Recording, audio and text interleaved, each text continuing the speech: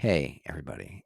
If you're a regular on the channel, you know that I'm interested kind of in pulps because I've read a lot of, I'm going to say it, pulp fiction. So, like Fritz Lieber, H.P. Lovecraft, are like, I love their stuff.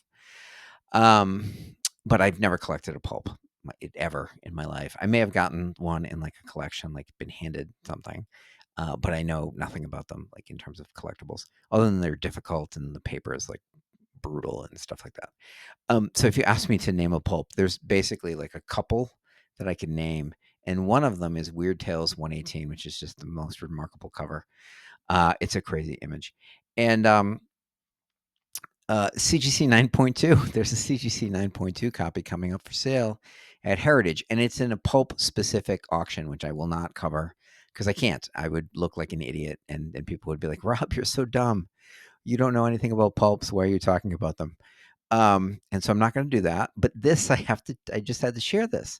CGC 9.2, the next highest graded is like a 4. It's not really, but this is so much higher graded than anything else.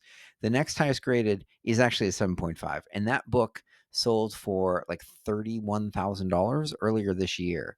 So what is a 9.2 of this goes for? I just have no idea. It's got to be over $100,000, right? It's got to be, because this is the best copy of this. This has to be the best copy of this ever.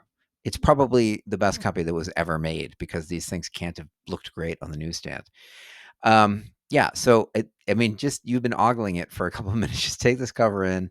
The condition is bonkers, and yeah, it's gonna go crazy at auction.